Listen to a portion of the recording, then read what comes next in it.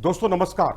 America और Iran बहुत ही चिर प्रतिद्वंदी माने जाते हैं खेल के मैदान पर भी, और राजनीतिक संबंध अगर इनके देखे जाएं वो भी बहुत ही खतरनाक किस्म के हैं। खतरनाक शब्द मैं इसलिए इस्तेमाल कर रहा हूं क्योंकि यहां बहुत कुछ होता है इन दोनों मुल्कों के बीच। कभी प्रतिबंध लगा देता है अमेरिका, कभी प्रतिबंधों में थोड़ी सी ढील दे देता है, फिर प्रतिबंध लग जाते हैं तमाम चीजों को लेकर। अब अमेरिका और ईरान की टीमें मंगलवार देर रात भिड़ने जा रही हैं वर्ल्ड कप फुटबॉल के मैदान में, और उसमें रोमांच बना हुआ। और उससे पहले एक और नया विवाद खड़ा हो गया है। विवाद यह है कि अमेरिका ने जो अपना फेसबुक अकाउंट है और उनका इंस्टाग्राम अकाउंट है, यानी सोशल मीडिया अकाउंट पर पूरी तरह से जो ईरान का जो झंडा है उसमें से प्रतीक चिन्ह जो है वो हटा दिया है। प्रतीक चिन्ह गायब होने से एक खलबली मच गई है और फीफा को इसकी शिकायत की गई है, और तमाम तरह की शिकायतें ईरान की तरफ से की जा रही हैं अमेरिका के खिलाफ। और ये एक तरह से विरोध जाहिर करने का एक तरीका है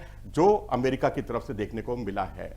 अगर हम देखें तो हालिया घटना देखें तो तेहरान में महसा अमीनी जो 22 वर्ष की एक युवती थी, उसको हिरासत में उसकी मौत हो गई थी, और तमाम तरह के मानवाधिकार आंदोलन उससे जुड़े उस मामले की तफ्तीश की, और उन्होंने इस बात का बहुत ही कई मामलों में कई मोर्चों पर विरोध किया था। ईरान में चल रहे मानवाधिकार से का जहां गला दबाया जाता है, उन सब चीज़ों का वहां पर उन्होंने विरोध किया था और उनको मौत के घाट उतार दिया गया। और हम आपको यहाँ ये भी बता दें कि 450 मौतें इस पूरे घटनाक्रम में हुई क्योंकि ईरान में एक राष्ट्रव्यापी आंदोलन छिड़ा गया और उसमें 18,000 लोगों को गिरफ्तार किया गया और 450 लोग उसमें मारे गए।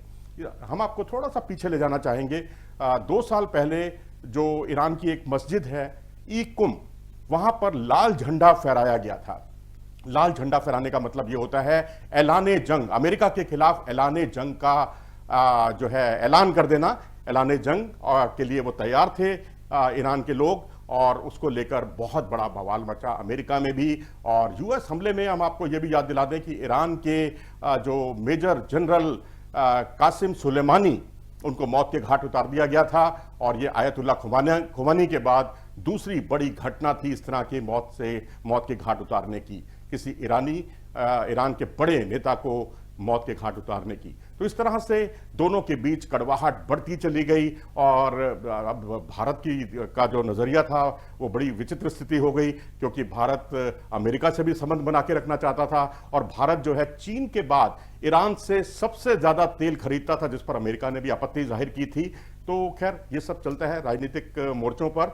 फिलहाल अगर हम इनके पुराने संबंधों को देखें तो 1953 से ही यह विवाद इन दोनों मुल्कों के बीच में शुरू हो गया था, और यूएस खुफिया एजेंसी CIA ने ईरान में तख्ता पलट कर दिया था। यह सबसे बड़ी घटना थी इन दोनों मुल्कों के बीच जो है तनाव के बढ़ने की।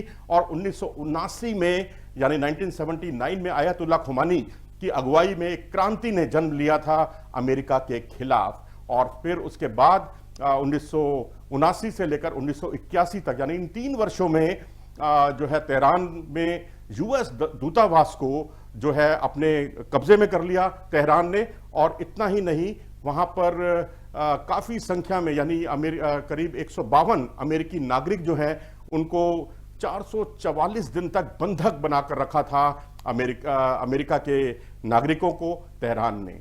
और उसके बाद 2015 में जब बराक ओबामा सत्ता में आए तो स्थितियों में काफी बदलाव आया, और अमेरिका और ईरान के बीच एक परमाणु समझौता हुआ। उस समझौते के तहत ईरान जो है अपने परमाणु कार्यक्रम को सीमित करने के लिए राजी हो गया। लेकिन उसके बाद भी कई तरह के संबंधों में उतार चढ़ाव आते रहे, और कई बार जो है अमेरिका प्रतिबंध लगाता रहा, उसमें थोड़ी सी ढील देता, फिर उसके बाद प्रतिबंध लग जाते नए सिरे से।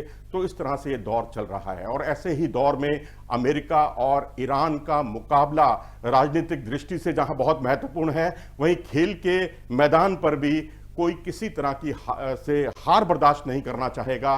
और ये मुकाबला मंगलवार देर रात खेला जाएगा 12:30 बजे भारतीय समय के अनुसार। आप क्या सोचते हैं इस मुकाबले में कौन बाजी मारेगा? इसका खेल का पूरा विवरण लेकर हम आपके साथ समय समय पर जुड़ते रहेंगे। और अगर आपको ये हमारा वीडियो पसंद आया हो तो इसे लाइक करें और हमारे चैनल को सब्सक्राइब भी करें। नमस्कार।